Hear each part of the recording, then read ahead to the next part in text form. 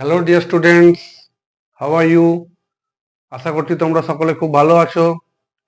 আজকে একটা নতুন টপিক নিয়ে তোমাদের সঙ্গে আলোচনা করতে চলেছি।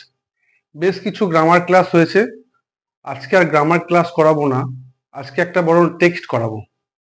খুব ইম্পর্টেন্ট একটা টপিক, যেটা প্রায় অলমোস্ট সমস্ত ইউনিভার্সিটিতেই কিন্তু এই কোর্সটা পড়ানো হয়, মানে এই টপিকটার ওপরে কিন্তু টেক্সট আছে। তরু দত্তের আওয়ার ক্যাসোরেনা টি, এটা হচ্ছে টপিক, বা এটা একটা পোয়েম এবং খুব একটা ফেমাস পোয়েম।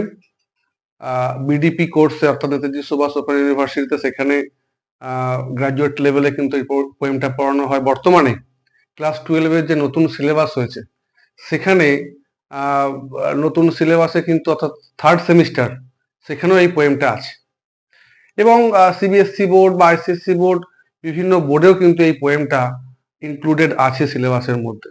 সুতরাং তোমরা যদি এই পোয়েমটা একদম পুঙ্খানুপুঙ্খভাবে অর্থাৎ line by line from beginning to end, একদম প্রথম থেকে শেষ পর্যন্ত প্রত্যেকটা ওয়ার্ডের মিনিং জেনে এবং লিটারাল মিনিং বা ভেতরের মিনিং এই সমস্ত কিছু জেনে যদি কবিতাটা খুব ভালো করে পড়ে রাখতে পারো, তাহলে তোমাদের কিন্তু অনেকটাই সুবিধে হবে। ঠিক আছে? এবং পোয়েমটা যখন তোমরা পড়বে তখন তোমাদের খুব ইজি হয়ে যাবে।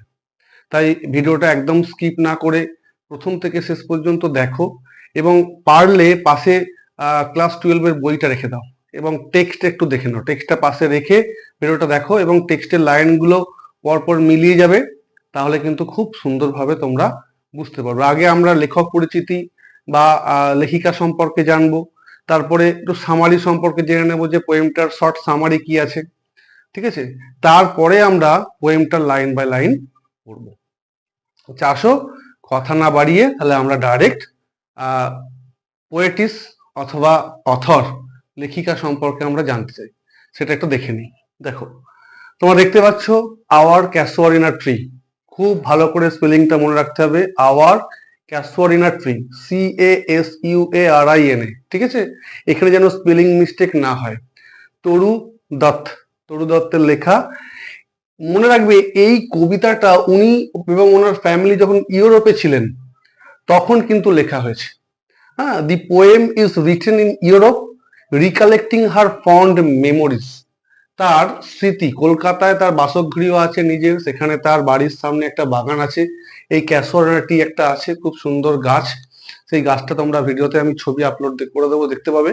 তো সেখানে তিনি থাকতেন এবং কলকাতা তার সেই ফন্ড মেমোরিজ এবং তার লাইফের কিছু ঘটনা ওই ক্যাসোরাটি এর সঙ্গে মানে সিম্বলিক্যালি তিনি মিশিয়ে খুব সুন্দর করে কিন্তু একটা কবিতা রিপ্রেজেন্ট করেছেন। এবার আমরা দেখো, আমরা হচ্ছে তিনি জন্মেছিলেন সেটা কবে সেটা আমরা দেখে নেব।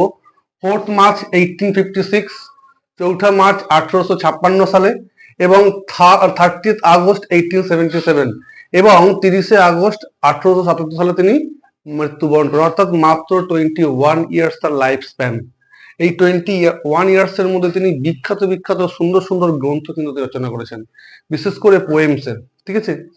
এবার দেখো পোয়েটিস সম্পর্কে আমরা খুব সংক্ষেপে জেনে নিই। Toru Dutt was a famous Indian poetess. Toru Dutt ছিলেন তিনি একজন বিখ্যাত ভারতীয় কবি। She was born in Calcutta আর কলকাতা। তিনি কলকাতাতেই কিন্তু জন্মগ্রহণ করেছেন, অর্থাৎ আমাদের এই কলকাতাতেই উনি জন্মগ্রহণ করেছেন। She completed her education in France and England. তিনি তার এডুকেশন বা শিক্ষা তিনি কমপ্লিট করেন ফ্রান্সে এবং ইংল্যান্ডে। In the year 1873 she return to India. 1873 সালে তিনি ভারতবর্ষে ফিরে আসেন। আচ্ছা, ভারতবর্ষে ফিরে আসার পেছনে একটা কারণ ছিল, সেটা খুব দুঃখের একটা প্যাথেটিক কারণ। সেটা হচ্ছে return to India after the death of her elder sister Aru. তাহলে দেখতে পাচ্ছ তার এল্ডার সিস্টার, যার নাম হচ্ছে অরু, তার মৃত্যুর পরে তিনি 1873 সালে তার দেশে অর্থাৎ কলকাতায় ফিরে আসেন। অরু ডায়েড ইন 1872, 1872 সালে উনি মারা যান। She has written poetry in English and France. তাহলে ইংলিশ অ্যান্ড ফ্রেঞ্চ এই দুটো ভাষাতেই কিন্তু তিনি পোয়েম রচনা করেছিলেন, এ মানে বাইলিঙ্গুয়াল পোয়েট। এ সেই গ্লিন্ড ইন ফ্রান্স ফিল্ডস, এটা তার একটা ফার্স্ট কিন্তু ফেমাস ওয়ার্ক। আর famous work, it is translated into English from French, এটা ফ্রেঞ্চ থেকে ইংলিশেও কিন্তু ট্রান্সলেট করা হয়েছে। অ্যানাদার ফেমাস ওয়ার্ক ইজ, তার আর একটা বিখ্যাত গ্রন্থ হচ্ছে ancient ballads and legends of Hindustan. Ancient ballads and legends of Hindustan, এটা খুব ভালো করে কিন্তু মনে রাখতে হবে। Our casuarina tree is taken from here, আমাদের যে বর্তমান কবিতাটা, অর্থাৎ যে কবিতাটা আমরা পড়তে চলেছি, যে কবিতা সম্পর্কে আমরা ডিটেলসে জানবো, সেই কবিতাটা কিন্তু এই গ্রন্থ থেকে নেওয়া আছে, অর্থাৎ এই গ্রন্থে ওই কবিতাটা ইনক্লুডেড আছে। ইট ওয়াজ পাবলিশড ইন 1993, 1993 সালে এটা পাবলিশড হয়েছিল ইন ইন্ডিয়াতে। ঠিক আছে, এটা কিন্তু খুব ভালো করে মনে রাখতে হবে। তো লেখিকা সম্পর্কে খুব বেশি জেনে রাখার প্রয়োজন নেই, খুব তার হার্ড এক্সপিরিয়েন্স ছিল, কারণ তার ফ্যামিলি মেম্বার্সরা কেউ দীর্ঘদিন বাঁচেনি, প্রায় তার দিদি মারা যান, ঠিক আছে, বুঝতেই পারছো, এবং তিনি নিজে মাত্র 21 ইয়ার্স বেঁচেছেন। এর মধ্যে তার একটা পেইনফুল একটা এক্সপিরিয়েন্স তার লাইফে ছিল, তিনি ওখানে ওই ক্যাসোনাটি টি এর মাধ্যমে সেই এক্সপিরিয়েন্সটা প্রকাশ করেছেন।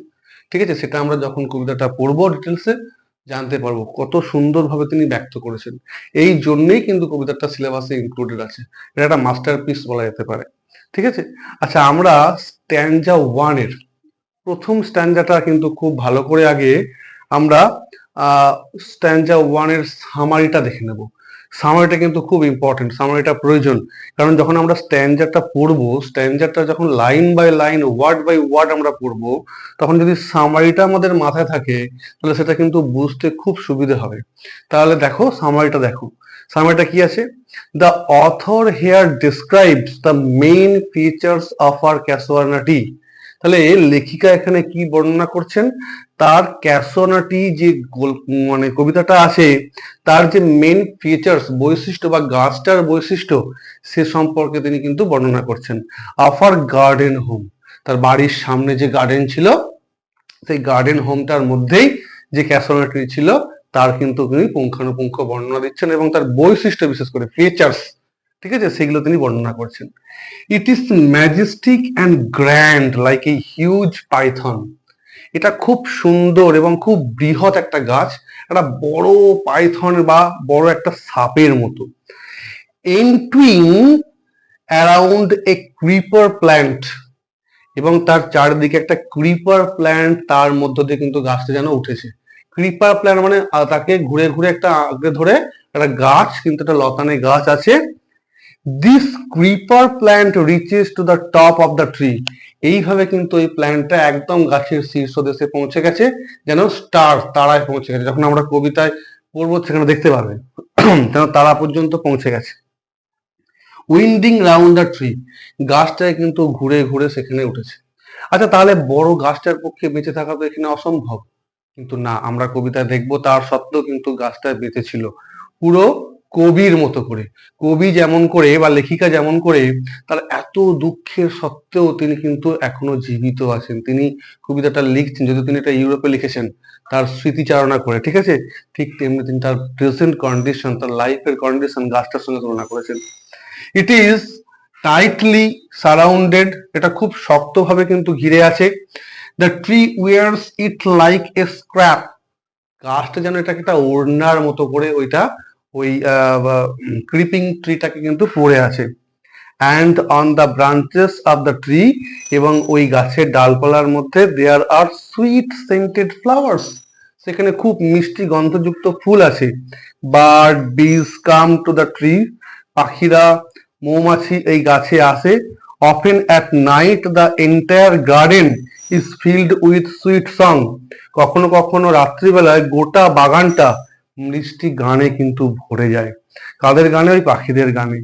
দিস সিমস নেভার এন্ডিং, এই গানটা যেন কখনো শেষ হয় না। এবং গানটা কখন চলে? When men are in deep sleep or rest, যখন মানুষরা তীব্র ঘুমে আচ্ছন্ন অথবা বিশ্রাম নিচ্ছে, তখন কিন্তু যেন এই গানটা চলে। তাহলে প্রথম স্ট্যান্জাটায় এই ব্যাপারটা আছে। ক্যাসোনাটিকে একটা মানে সিম্বলিক্যালি ইউজ করা হয়েছে, কবির জীবনের বর্ণনা উনি দিচ্ছেন, এবং তারপরে ক্যাসোনাটি মানে ফুল ধরেছে, তারপরে ওখানে পাখিরা আসছে, বীজ মৌমাছি আসছে, সেখানে সুন্দর গান গাইছে, এবং মানুষ যখন গভীর ঘুমে আচ্ছন্ন তখন কিন্তু ওখানে একটা সুন্দর গানের আওয়াজ শোনা যাচ্ছে। এইগুলো কিন্তু তিনি প্রথম স্ট্যান্জায় বর্ণনা করেছেন। এবার আমরা প্রথম স্ট্যান্জাটা ভালো করে পড়ে নেব, তাহলে আমরা কিন্তু এটা বুঝে যাব। ঠিক আছে?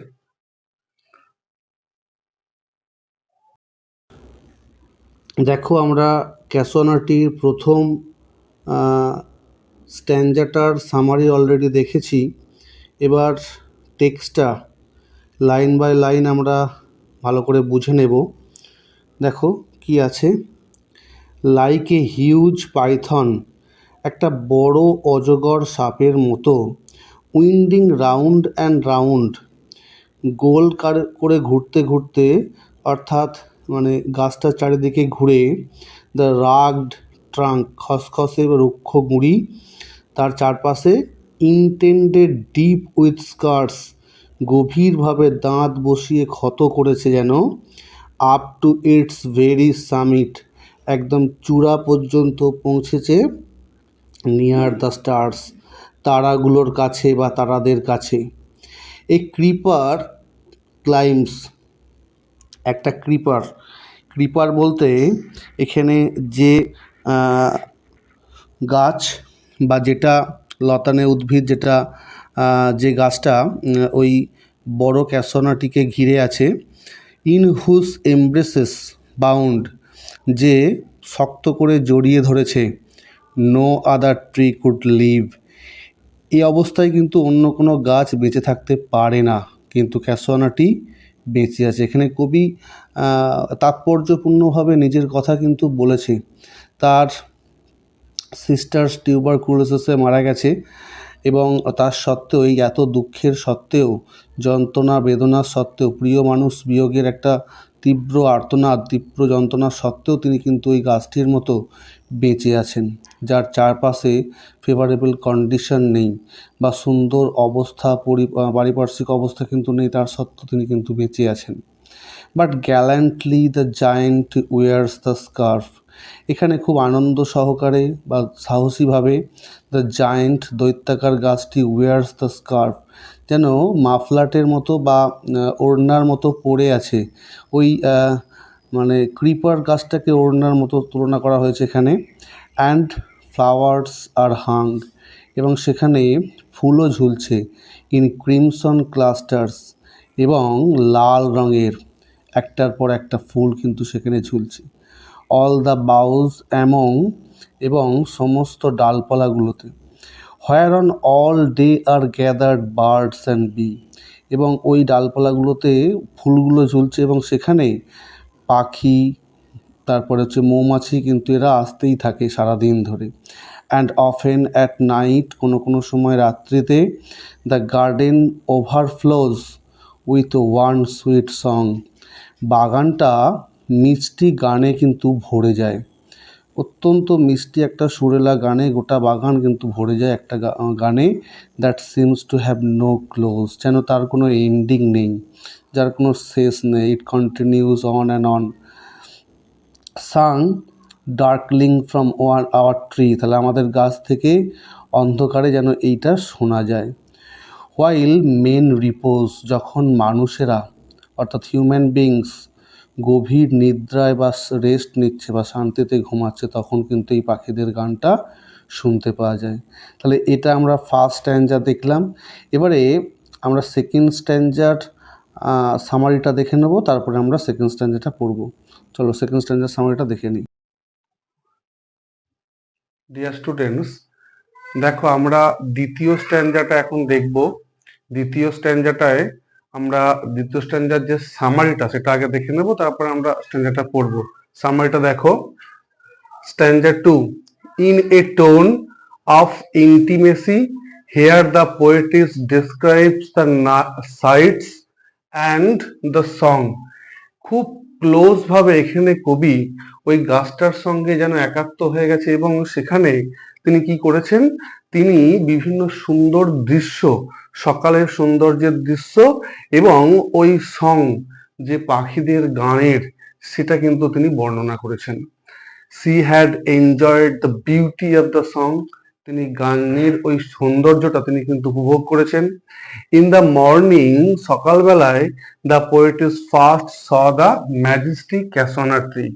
কবি কিন্তু, বা এখানে লেখিকা, তিনি প্রথম ওই অত্যন্ত সুন্দর ক্যাসনা ট্রিটা কিন্তু পর্যবেক্ষণ করেছেন, দেখেছেন। She was delighted with the delightful tree. তিনি নিজে আনন্দিত হয়েছেন এবং আনন্দিত গাছের সঙ্গে, কারণ সকালের সেই সুন্দর আলো গাছটাকে যেন, গাছটা উদ্ভাসিত হয়েছে, গাছটা যেন আনন্দিত হয়েছে। It looks like a statue, sorry, sometimes she saw old grey baboon. কখনো কখনো সে বৃদ্ধ ধূসর রঙের বানরকে দেখতে পায়, sitting on the top of the tree, সেই গাছটার একদম শীর্ষদেশে বসে আছে। It looks like a statue, দেখে যেন মূর্তির মতো মনে হয়, মানে একটু নড়াচড়া করে না, চুপচাপ বসে আছে। It watches the sunshine or sunrise, যেন খুব সকালবেলায় সূর্যের আলো বা সূর্য উদিত হওয়া, সেটা যেন সে উপভোগ করছে, দেখছে। Its small baby was then prancing on the lower branches, তার ছোট্ট শিশু অর্থাৎ ছোট্ট বানরটা সে নিচের ডালগুলোতে লাফালাফি করছে, আনন্দ করছে, খেলছে। The kokils welcomed the beginning of a new day, কোকিলের গান যেন নতুন দিনের শুরুতে দিনটাকে যেন আমন্ত্রণ জানাচ্ছে। ইট স্যাং সুইটলি, এটা খুব সুন্দর মিষ্টি গান গাইছে। The drowsy cows are moving, ঘুমন্ত গরুগুলো যেন হেঁটে চলেছে। ইন দ্য গ্রিন প্যাস্টিউরস, সবুজ ক্ষেতের বা সবুজ মাঠের মধ্য দিয়ে। এখানে ঘুমন্ত পশুগুলো যেমন, সকালে ঘুমন্ত শিশুগুলোর কথা বলা হয়, তারা যেমন পড়তে যায়, যেন ঘুম কাটেনি, তাও তাদেরকে যেতে হয়, ঠিক যেন পশুগুলো যেতে চাইছে না, যেন আনউইলিং, যেন ঘুমন্ত, তারা যেন আরো ঘুম পাচ্ছে, তারা যেন আরো গোয়াল ঘরে আরো ঘুমোতে চায়, তাও দিকে কিন্তু ওই সবুজ মাঠে যেতে হচ্ছে। In the large water tank beside the huge tree, ওই বড় ক্যাসোনারটি, ওই গাছটার পাশে একটা বড় ওয়াটার ট্যাঙ্ক আছে, জলের একটা পুকুর টুকুর আছে। হোয়াইট লিলিস ব্লুম, সেখানে সাদা লিলি ফুলগুলো কিন্তু ফুটেছে। It looked as if snow had covered the area, যেন মনে হচ্ছে গোটা এলাকাটাকে তুষার আবৃত করে দিয়েছে। ঠিক আছে, তাহলে কবি খুব সুন্দর, লেখিকা এখানে খুব সুন্দর কল্পনা এখানে আশ্রয় নিয়েছেন এবং একটা সৌন্দর্য বর্ণনা করেছেন। ঠিক আছে, আমি আগেই বলেছি describe the sites and the song, দৃশ্য এবং গানটার বর্ণনা করেছে। এটা হচ্ছে সেকেন্ড স্ট্যান্জা। আমরা এবার সেকেন্ড স্ট্যান্জাটা পড়ে নেব।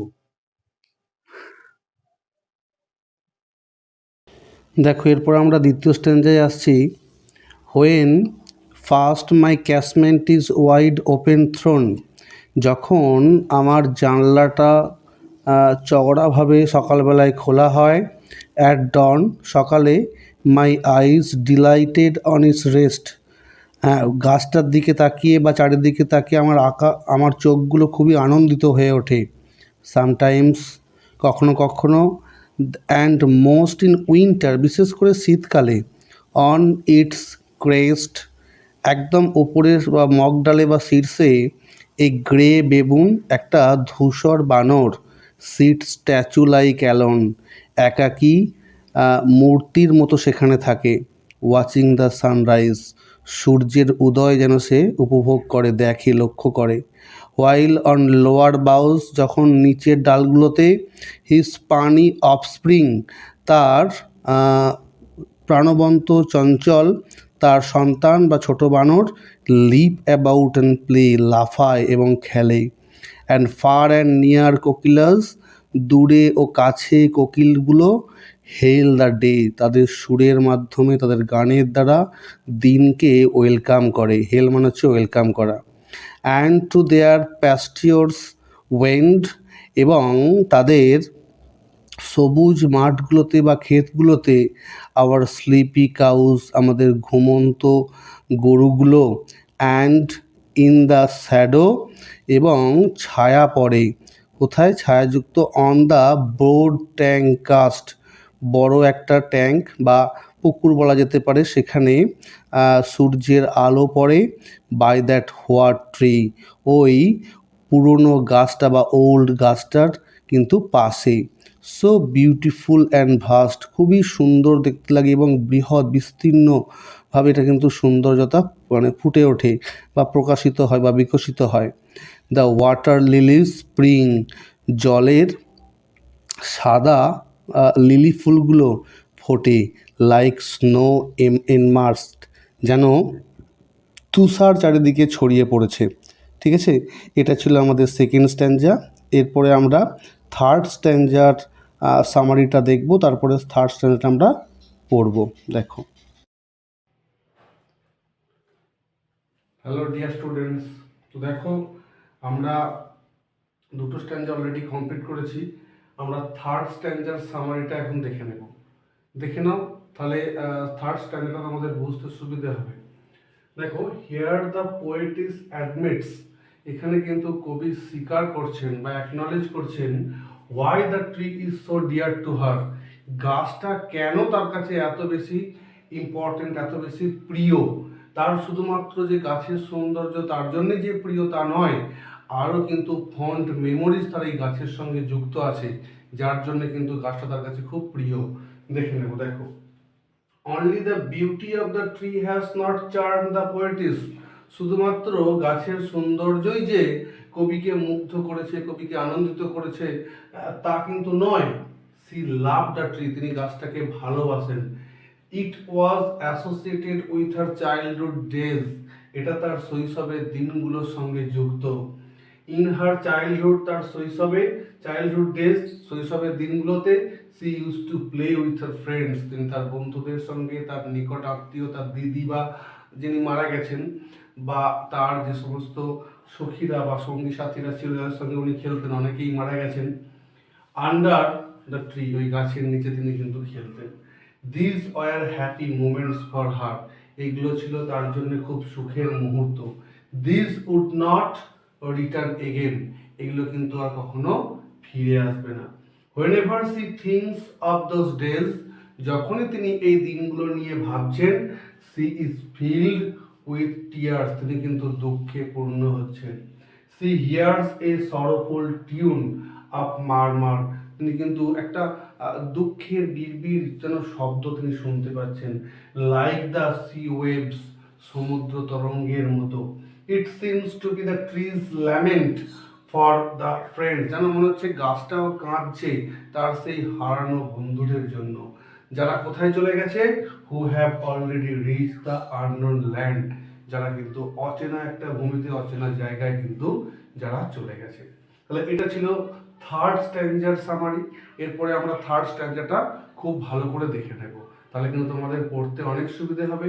এবং কবিতাটা থেকে এমসিকিউ টাইপের কোয়েশ্চেন যেহেতু 12-এর ফার্স্ট সেমিস্টারটাতে অর্থাৎ থার্ড সেমিস্টারটাতে হতে চলেছে, সেই কারণে কিন্তু এটা খুব ইম্পর্টেন্ট। তাই পুঙ্খানুপুঙ্খ লাইন বাই লাইন কিন্তু তোমরা ভালো করে বুঝে তবে মুখস্থ করো বা তবে পড়ো। দেখো, আমরা থার্ড স্ট্যাঞ্জাটা খুব ভালো করে বুঝে নিই। দেখো কবি কি বলছেন, but not because of its magnificence, শুধুমাত্র এর সৌন্দর্যের জন্য কিন্তু আমি ক্যাসোনাটিকে ভালোবাসি বা ক্যাসোরিনাটি হচ্ছে আমার প্রিয়, তা কিন্তু নয়। Dear is the casuarina tree to my soul, তাহলে আমার হৃদয়ের খুব কাছে, এটা আমার খুব প্রিয়, শুধু কিন্তু এই কারণেই নয়।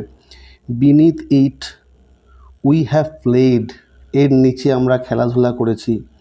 দ্য ইয়ার্স মে রোল, বহু বছর ধরে, বিভিন্ন বছর পাস কেটেছে, মানে এই গাছের তলায় আমরা খেলাধুলা করে অনেক বছর, অনেক সময় আমরা অতিবাহিত করেছি। ও সুইট কম্প্যানিয়ন্স, ও মিষ্টি আমার সঙ্গী সাথী। লাভড উইথ লাভ ইন্টেন্স, আমি ভালোবাসিত হয়েছি, প্রচণ্ড গভীরভাবে ওদেরকে ভালোবেসেছি। ফর ইয়োর সেক্স, নিশ্চিত করে বলতে গেলে বা নিশ্চিতভাবে বলতে গেলে, বা হচ্ছে শিওরলি বলতে গেলে, shall the tree be ever dear, গাছটা কিন্তু চিরকালই খুব প্রিয়। ব্লেন্ড উইথ ইয়োর ইমেজেস, এবং সেখানে মিশে আছে তোমাদের সব ছবিগুলো। ইট শ্যাল রাইজ, এখানে ওর কিন্তু মানে ভাই ও দিদির যে মৃত্যু হয়েছিল তাদের কথা বলে, যাদের সঙ্গে উনি খেলতেন। It shall arise in memory, এটা স্মৃতিতে আবার উঠবে। Till the hot tears blind mine eyes, এবং উষ্ণ চোখের জল আমার চোখগুলোকে ঝাপসা দেবে এবং অন্ধ করে দেবে, আমি আর কিছু দেখতে পাবো না। What is the dirge like murmur that I here?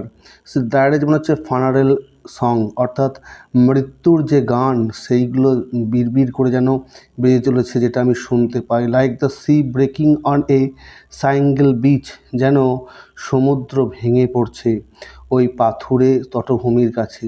এখানে সাইঙ্গেল মানে হচ্ছে বিভিন্ন পাথুরে তটভূমি, ঠিক আছে। It is the tree's lament, এটা যেন গাছের কান্না। অ্যান এরিক স্পিচ, একটা এরিক মানে মিস্টেরিয়াস, একটা অদ্ভুত ভাষা। That haply to the unknown land may reach, যেটা আমাকে অচেনা অজানা একটা জমিতে নিয়ে চলে যায়, যেখানে তোমরা চলে গেছো, মানে তোমরা যে অচেনা জায়গায় চলে গেছো সেখানে যেন আমাকে নিয়ে চলে যায়। এটা ছিল থার্ড স্ট্যাঞ্জাটা। অলরেডি আমরা থার্ড স্ট্যাঞ্জার সামারিটা দেখেছি, এটা তোমার টেক্সটটা ভালো করে দেখে নাও। এরপরে আমরা ফোর্থ স্ট্যাঞ্জা দেখব। হ্যালো ডিয়ার স্টুডেন্টস, দেখো আমরা তাহলে যে ক্যাসোয়ারনা টিএ সম্পর্কে পড়ছিলাম, ফোর্থ স্ট্যাঞ্জায় আমরা এসে গেছি। এই স্ট্যাঞ্জার সামারিটা আমরা আগে ভালো করে দেখে নিই, তারপরে লাইন বাই লাইন আমরা পড়বো। দেখো সামারিতে কি বলা হচ্ছে। Here in this stanza the poet is refers to the supernatural element. এখানে কিন্তু কবি সুপার ন্যাচারাল অর্থাৎ অলৌকিক ঘটনা কিন্তু নির্দেশ করছেন। She speaks of the weird phenomenon of the tree's lamentation. এখানে গাছের দুঃখের কথা কিন্তু তিনি বলছেন, যেটা কিন্তু অনেকটাই উইয়ার্ড বা অদ্ভুত টাইপের। দো it is unknown to the common reasoning, যদিও সাধারণ মানুষের পক্ষে কিন্তু এটা অজানা বা অচেনা, তারা এই রিজনিং বা এই যুক্তি কিন্তু বিশ্বাস করে না। But it is very much familiar to those who have faith in the after life affairs. যে সমস্ত মানুষেরা পরজন্ম বিষয়ে বিশ্বাস করে, পরজন্ম তত্ত্বে বিশ্বাসী, তারা কিন্তু এই বিষয়টা সম্পর্কে জানে। The poetess can hear the murmur of the tree from a distant. কবি কিন্তু সেই গাছের দুঃখ প্রকাশ, অর্থাৎ সেই সমুদ্রের জলে যে তীরে আছড়ে পড়ছে তার যে দুঃখের ডায়ারেজ বা গান বা দুঃখের যে বিলাপ, সেটা কিন্তু কবি অনেক দূর থেকে শুনতে পান। যেটা কলকাতায় ঘটছে কিন্তু কবি সেই একদম ইটালি অথবা ফ্রান্স থেকে কিন্তু শুনতে পান, সেটাই কবি নির্দেশ করছেন। It a moonlit in a moonlit night, একটা চন্দ্রালোকিত রাত্রিতে দ্য ওয়েভস হিটস দ্য শোর, ঢেউগুলো কিন্তু তীরে আছড়ে পড়ে। দ্য আর্থ বিকামস কাম, পৃথিবী শান্ত হয়। But she hears the music and remembers the image of the tree. তখন কিন্তু কবি সেই গানটা শুনতে পায় এবং সেই ইমেজ, গাছের যে ইমেজ সেটা কিন্তু বুঝতে পারে বা গাছের ইমেজটা তার দৃশ্যপটে ভেসে ওঠে। It is clear of her childhood days, এবং তার শৈশবের দিনের মতোই কিন্তু এটা স্পষ্ট হয়ে ওঠে তার কাছে। ঠিক আছে, এরপরে আমরা তাহলে লাইন বাই লাইন পুঙ্খানুপুঙ্খ জেনে নিই। চলো ওটা দেখা যাক তাহলে। দেখো এরপরে আমরা ফোর্থ স্ট্যাঞ্জায় চলে এসেছি। তাহলে ফোর্থ স্ট্যাঞ্জার লাইন বা লাইন আমরা কিন্তু অ্যানালাইসিস করব। তোমরা খুব ভালো করে মন দিয়ে শোনো। ফোর্থ স্ট্যাঞ্জাটা কিন্তু খুব ইজি, কিছু কিছু কঠিন শব্দ আছে সেগুলো আমরা দেখে নেব। দেখো, unknown yet well known to the I of faith, অজানা তবুও যারা বিশ্বাস করে, যারা পরজন্মে বিশ্বাস করে, যারা অলৌকিক তত্ত্বে বিশ্বাস করে, তারা কিন্তু জানে, তাদের চোখে এটা জানা। O I have heard that wail for far far away, আমি শুনেছি দূর থেকে কান্না, ফার অ্যাওয়ে অনেক দূর থেকে, ইন ডিস্ট্যান্ট ল্যান্ডস দূরের ভূমি থেকে, অর্থাৎ ইটালি বা ফ্রান্স থেকে তিনি শুনেছেন সেই কলকাতায় থাকা গাছটির কান্না এবং সেখানে ফেলে আসা তার স্মৃতির কান্না। বাই মেনি এ শেল্টার্ড বে, অনেক গুপ্ত উপসাগরের পাশে, when slumbered in his cave the water wraith, তাহলে জলদৈত্য যখন তার গুহায় তন্দ্রায় আচ্ছন্ন, তখন কিন্তু কবি এটা শুনেছেন। And the waves gently kissed the classic শোর, এবং ঢেউগুলো ধীরে ধীরে মানে আলতো চুম্বন করে ওই পুরনো তটভূমিগুলোতে, of France or Italy, Italy বা ফ্রান্সের তটভূমিতে। বিনিথ দ্য মুন, চাঁদের বা জোছনার নিচে। হোয়েন আর্থ লে ট্রান্সড, যখন পৃথিবীটা শান্ত হয়ে যায়, মোহনিদ্রায় আচ্ছন্ন হয়ে যায়, ইন এ ড্রিমলেস সুন, একটা স্বপ্নহীন অজ্ঞান অবস্থায়, অর্থাৎ এত ঘুমে আচ্ছন্ন, এতটাই তন্দ্রায় আচ্ছন্ন যে সে স্বপ্নও দেখছে না, এরকম অবস্থায় যখন পৃথিবীটা চলে যায়। And every time the music rose, প্রত্যেকটা সময়ে কিন্তু তখন গান ওঠে। Before mine inner vision rose a form sublime, তাহলে আমার অন্তর্দৃষ্টিতে ওঠে একটা মহিমা মূর্তি জেগে ওঠে। দাই ফ্রম ও ট্রি, ও গাছ তোমার এই মূর্তি তৈরি হয়। তোমার বলতে এখানে ক্যাসোনাটিকে বলানো হয়েছে বা বোঝানো হয়েছে। As in my happy prime, আমার সুখের ছেলেবেলার মতো, আই স দি, আমি তোমায় দেখতে পাই, in my own loved native clime, আমার নিজের স্নেহের যে নেটিভ ক্লাইম বা হচ্ছে আমার নিজের দেশের যে ক্লাইমেট বা জলবায়ু, সেখানে কিন্তু আমি দেখতে পাই। তাহলে এটা ছিল আমাদের ফোর্থ স্ট্যাঞ্জা। এরপরে আমরা লাস্ট স্ট্যাঞ্জা অর্থাৎ ফিফথ স্ট্যাঞ্জাটা খুব ভালো করে দেখে নেব। হ্যালো ডিয়ার স্টুডেন্টস, তাহলে তোমরা দেখো আমরা ওই যে ক্যাসোয়ারিনা টিটা সম্পর্কে আমরা পড়ছিলাম, তার আমরা ফিফথ স্ট্যাঞ্জায় চলে এসেছি। ফিফথ স্ট্যাঞ্জার যে সামারি সেটা আমরা একটু ভালো করে দেখে নেব। তোমরা একটু মন দিয়ে দেখো ফিফথ স্ট্যান্ডার্ড সামারিটা। সেখানে কী আছে? At last like William Shakespeare, অবশেষে উইলিয়াম শেক্সপিয়ারের মতো, in sonnet number 18, William Shakespeare যেমন সনেট নাম্বার 18-এ তিনি চেষ্টা করেছিলেন তার ফেয়ার মেল ফ্রেন্ডের যে সৌন্দর্য সেটাকে তিনি ইমমর্টালাইজ করবেন ভার্স বা কবিতায় বা সাহিত্যে। এখানেও কবি কিন্তু ওই ক্যাসোয়ারিনা ট্রিকে ইমমর্টালাইজ করার চেষ্টা করছেন। Tries to immortalise the casuarina tree, it reminded her of her dead brother, এটা তাকে মনে করে দিচ্ছে তার মৃত ভাই সম্পর্কে, অ্যান্ড সিস্টার, এবং তার দিদিকে।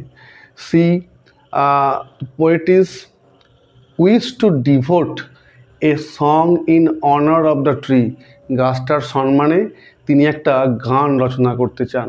Haynes she wants to immortalise the tree, কারণেই তিনি কিন্তু গাছটাকে অমরত্ব করতে চান। It is like the yew tree at Borrowdale, এটা বড়োডেলে ইউ ট্রি এর মতো। এটা হচ্ছে একটা reference, biblical reference. Under whose branches fear, hope, time and death lingers, যার ডালপালার নিচে ভয়, আশা, সময় এবং মৃত্যু কিন্তু ঘুরে বেড়ায়। তাহলে মৃত্যু লিঙ্গার করে। তাহলে এটা হচ্ছে আমাদের স্ট্যাঞ্জা 5। এরপরে আমরা স্ট্যাঞ্জা 5-এর পুঙ্খানুপুঙ্খ লাইনগুলো পড়ে নেব, তাহলে কিন্তু কবিতাটা আমাদের কমপ্লিট হয়ে যাবে। তোমরা ভালো করে দেখো সে কারণে।